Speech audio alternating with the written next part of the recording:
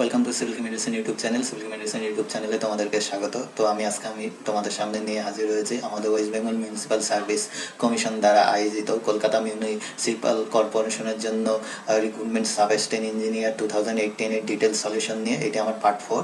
আমি already part 1, part 2 and part 3 video বানিয়েছি, যেটা অবশ্যই তোমরা দেখেছো। যারা দেখোনি, আমি অবশ্যই ভিডিওগুলির লিঙ্ক আমার এই ভিডিও ডেসক্রিপশনের নিচে দিয়ে দিও। তোমরা আগে সেগুলো দেখে নিবে, তারপর আমার পার্ট 4টি দেখবে।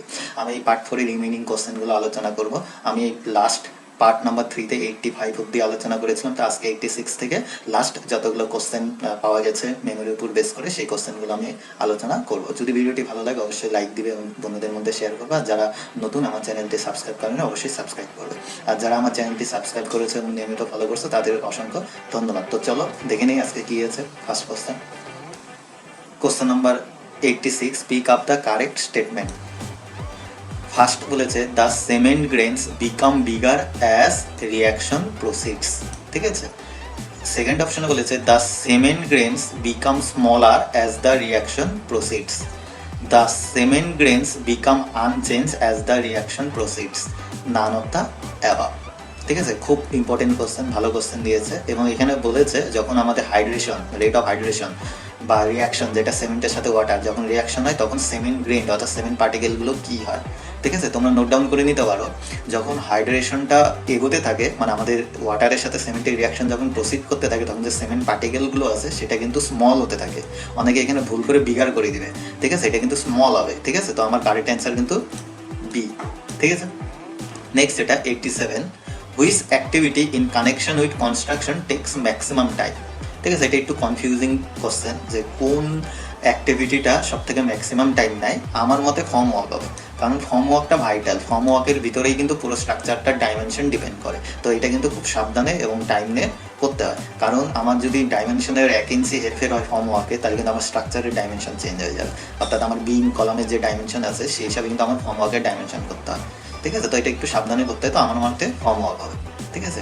Next question, when the property is tenant and where the tenant enjoys protection under the rent control law against eviction, enhancement of rent etc., the most appropriate method of valuation, ঠিক আছে। এটা ভ্যালুয়েশনের question. Different types of valuation আছে যেগুলো আমাদেরকে জানতে হবে। কিন্তু এখানে বলছে যেটা টেনান্ট অর্থাৎ ভাড়াটিয়া, যেটা হচ্ছে law of against eviction, eviction মানে উচ্ছেদ নোটিশ, অর্থাৎ উচ্ছেদ নোটিশ এগেনস্টে এ কিন্তু একটা প্রোটেকশন পায়, ঠিক আছে। তো এটা কোন ভ্যালুয়েশন হবে, ঠিক আছে। তো এটা সবসময় মনে রাখবা, ইনকাম ক্যাপিটালাইজ মেথডে ভ্যালুয়েশন করা হয় প্রপার্টি, যেটাকে বলা হয় ইনকাম রেন্ট ক্যাপিটালাইজেশনও বলা হয়। ইনকাম রেন্ট ক্যাপিটালাইজেশনও কিন্তু বলা হয়, ঠিক আছে। তো আমার এই ক্ষেত্রে আমার অ্যান্সার কিন্তু এ হয়ে যাচ্ছে। তাহলে আমার অ্যান্সার আমার এ হয়ে যাচ্ছে। ক্লিয়ার? ইনকাম ক্যাপিটালাইজ মেথড, ঠিক আছে। The bending moment of a cantilever beam of length L and carrying gradually varying load from 0 at free end and W per unit length at the fixed end, ঠিক আছে। তো এখানে কি বলেছে, একটি cantilever beam gradually varying load carry করছে, যেখানে হচ্ছে 0 একটা ফ্রি এন্ড আর W পার লেন্থ হিসাবে ও ফিক্সড এন্ডে যাচ্ছে। তো আমাকে বেন্ডিং মোমেন্ট বের করতে বলেছে, ঠিক আছে। এটার অ্যান্সার হবে DW_L²/6, ঠিক আছে। চলো তোমাদেরকে একটু সলিউশনটা দেখিয়ে দিই। তো আমি এখানে ডায়াগ্রাম করেছি। এটা আমার হচ্ছে ক্যান্টিলিভার বিম, এটা হচ্ছে ভ্যারিং লোড, এটা আমার ফ্রি সাপোর্ট, ঠিক আছে। ফ্রি সাপোর্টে 0 এরকম করতে করতে আমার এন্ডে গিয়ে টোটাল লোড W হবে। এবার এটা বেন্ডিং মোমেন্ট বের করতে গেলে কি হবে, load into CG distance of the load, কারণ এর সিজিটা এখান থেকে কাজ করবে কোথার থেকে, ফিক্স সাপোর্টের থেকে, ঠিক আছে। তো ফিক্স সাপোর্টের থেকে সিজি ডিস্টেন্স হবে L/3, কারণ আমরা জানি কোনো একটা ট্রায়াঙ্গেলের ক্ষেত্রে বেস থেকে হলে L/3 আর আমার হচ্ছে অ্যাপেক্স পয়েন্ট বা ভার্টেক্স থেকে হলে 2L/3 হয়, ঠিক আছে। যেটা আমার L/3টা কাজে লাগবে, ঠিক আছে। তো M = লোড ইন্টু ডিস্টেন্স। এই লোডের ক্ষেত্রে, ভ্যানিং লোডের ক্ষেত্রে টোটাল লোড হচ্ছে area of the load diagram, ঠিক আছে। এটার এরিয়া অর্থাৎ half into base into height, half into L into W, তাহলে এটা হচ্ছে আমার টোটাল লোড, ঠিক আছে, into distance L/3 from the fix support, তো আলটিমেটলি WL²/6, ঠিক আছে। তাহলে আমার answer WL²/6। Clear? Next question number 90, the maximum quantity of water needed per 50 KG of cement for M15 grade of concrete.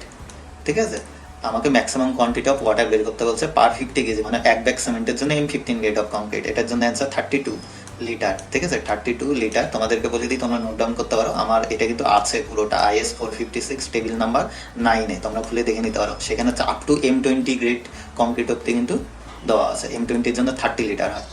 ঠিক আছে, তো এখানে তোমরা দেখে নিতে পারো। Next question, strain energy stored in a member is given by, এটা simple আমরা জানি, half into stress into strain into volume হয়। ঠিক আছে, আমাদের যে স্ট্রেস স্ট্রেন কার্ভ আছে, ঠিক আছে, আমাদের যে স্ট্রেস স্ট্রেন কার্ভ আছে, সেই স্ট্রেস স্ট্রেন কার্ভের ক্ষেত্রে, ঠিক আছে, আপ টু ইলাস্টিক লিমিট অব্দি আমরা জানি স্টেট হয়। তো আপ টু ইলাস্টিক লিমিট অব্দি যেটা আছে, এই যে এরিয়াটা, ঠিক আছে, এটা হচ্ছে triangular area, half into base into height, সেই এরিয়া ইন্টু ভলিউম করলে আমরা strain energy pi, total strain energy stored in the member. Clear? Next 92, a prop cantilever of span L carries a uniformly distributed load W per unit run over its entire span. The value of prop reaction to keep the beam horizontal is, prop reaction বের করতে বলছে, এটা 38/WL হয়।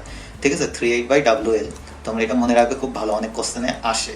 আমি একটু solution তোমাদেরকে দেখিয়ে দিচ্ছি যদি মনে না থাকে।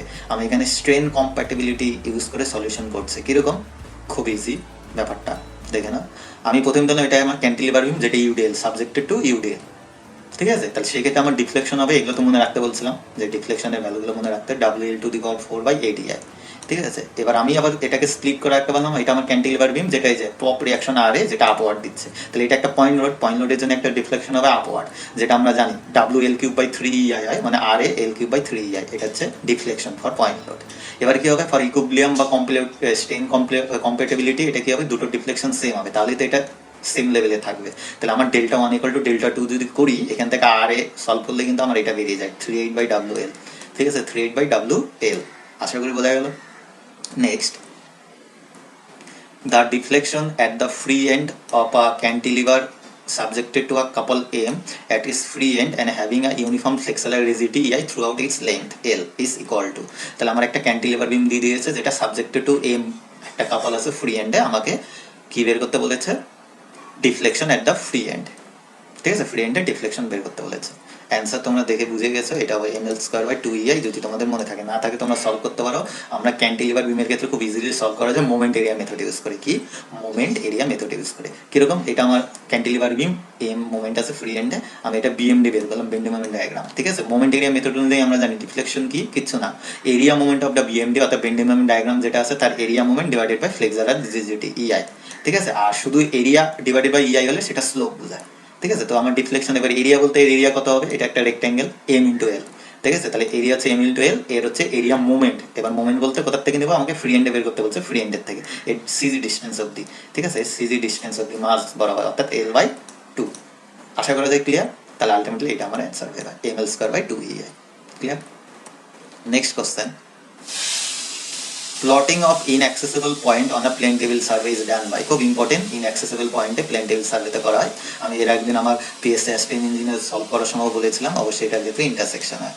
ঠিক আছে, আমার অ্যান্সার হবে intersection. Next, fixed end moment in a fixed beam. ঠিক আছে, ফিক্সড বিমতে ফিক্সড এন্ড মোমেন্ট বের করতে বলছে। কোশ্চেনটা একটু ইনকমপ্লিট আছে। কিরকম ইনকমপ্লিট, এখানে কিন্তু লোড বলেনি, যে আমার ফিক্সড বেন্ডিং মানে বিম যেটা আছে, সেই ক্ষেত্রে আমি ঠিক আছে করলাম। এবার এখানে লোড কন্ডিশনটা বলেনি, লোডটা কোথায় আছে, ঠিক আছে, এবং কি লোড আছে। ঠিক আছে, আমি ধরলাম আমার পয়েন্ট লোড আছে মাঝখানে। ঠিক আছে, এবার অপশন থেকে বোঝা যাচ্ছে W আছে মানে পয়েন্ট লোড। আর আমাদেরকে একটু জানতে হবে, আমার যদি ফিক্সড বেন্ডিং মানে বিম হয় এবং পয়েন্ট লোড হয় সাবজেক্ট টু, তাহলে এন্ড মোমেন্ট হয় WL/8। তো এটাই আমার অ্যান্সার হবে। বাই ডিফল্ট আমাকে ধরে নিতে হবে পয়েন্ট লোড আছে। আর যদি ইউডিএল থাকে, ইউডিএল এর ক্ষেত্রে আমরা জানি হয় হচ্ছে WL²/12 হয়। ঠিক আছে, এন্ড মোমেন্ট WL²/12। তো এখানে তো অপশন নেই, তো আমাকে ডিফল্ট হিসাবে পয়েন্ট লোডই ধরে নিতে হবে।